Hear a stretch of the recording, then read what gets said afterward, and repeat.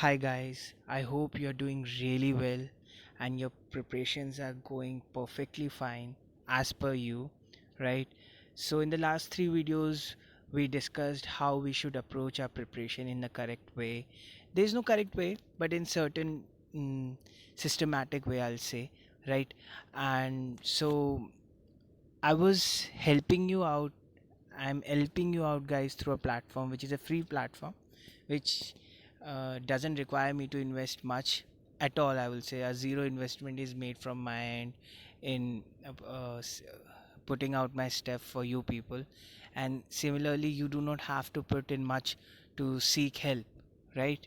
A free help is being or free guidance is being provided to you, not by me, I'm saying by many other educators who are there on YouTube, right?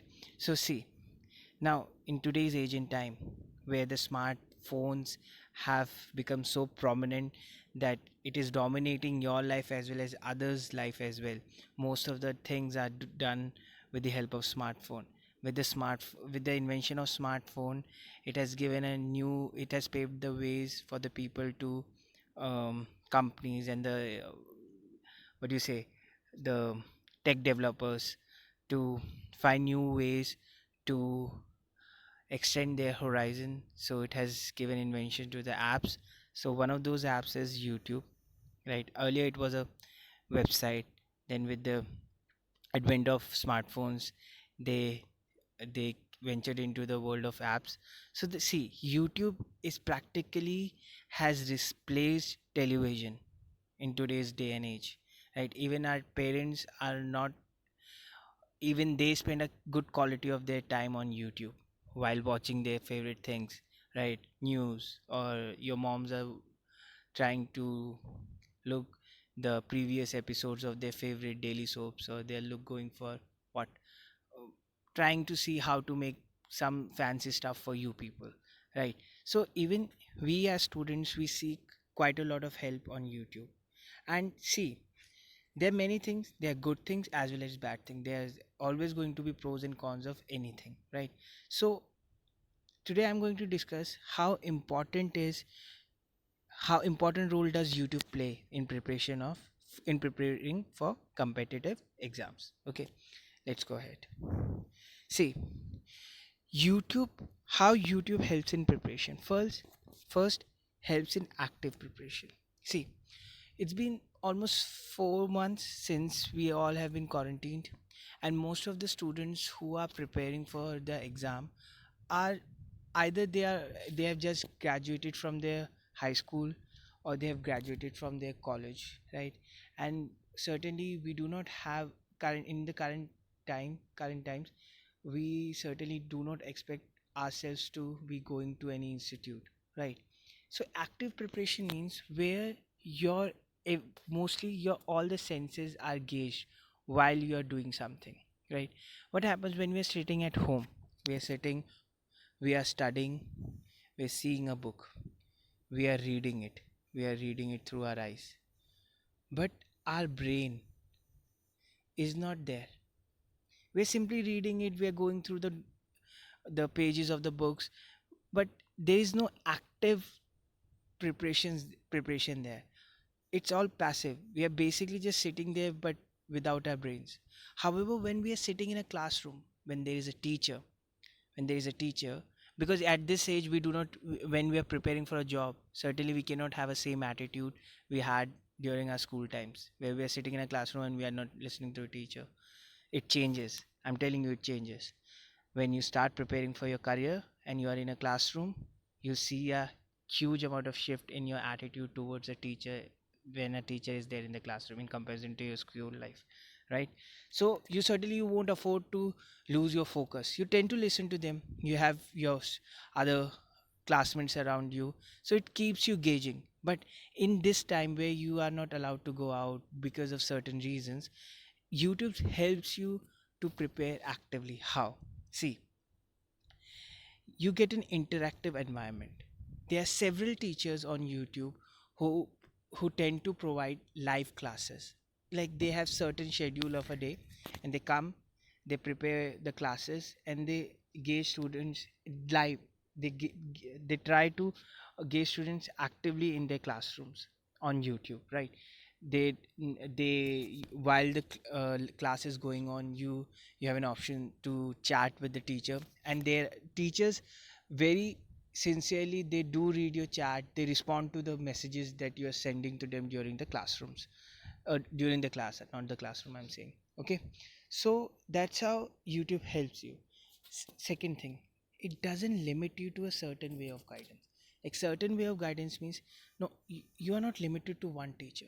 Okay, see, everybody has their own rhythm, everybody has their own tune of learning, right? If there is one teacher who is great at, who is good at maths, like he's brilliant and he has, like his results has have proven that he's really great, but it doesn't mean that if you start taking his classes you may also comprehend with his way of teaching. There are going to be times you may not be able to comprehend with his way of teaching, but there is some other teacher who may not be as popular as him, but he is a teacher and even he has given successful results. You may click with him. So what happens in offline classes, if you have paid once to a for certain teacher, then you have to study with him. You have no other option. But on YouTube, if you start taking classes, right, if you start taking classes, if you are unable to understand, you can stop the video, you can move on to the next teacher. If you have okay, this teacher helps me, then you regularly start watching his videos. So that's what YouTube does. It doesn't limit you to a certain way of guidance. Okay, then the points to remember while seeking help on YouTube. What? Find channels as per your tune. As I told you in the earlier part, like you have to look for the people, look for the teachers, look for the channels on YouTube who are as per your rhythm. Like there are several channels. Like literally, I'm telling you, there are like thousands of channels there alone for SSC preparations.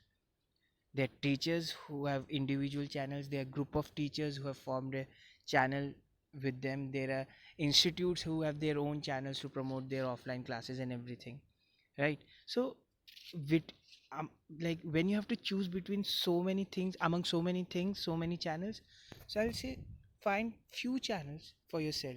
Like for English, okay, how to say, you need to see a teacher who is teaching a good grammar.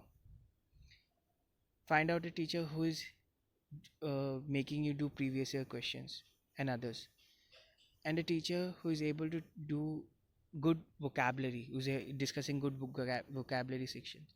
So for English, three channels are enough. Okay, three channels. Or if you're lucky, you may find a teacher who is doing all these three things really well. Okay, now, so similarly, the things goes for GK and reasoning. Okay, stick with limited number of channels. It's not that you're going for, you have three channels for English, you have three channels for reasoning, you have four channels for GK. No, if you will be having, like if you if you are telling me that I have 12 channels on YouTube on which I follow and I study regularly, like it approximately, like if even if they're teaching half an hour a day, I'll say half an hour a day, so it means you're spending 6 hours of your day on YouTube, which is not good, which is not good at all. And follow a particular schedule. Like if you're following a channel for YouTube, the best part is you do not have to do it live. You can see the recorded version as well.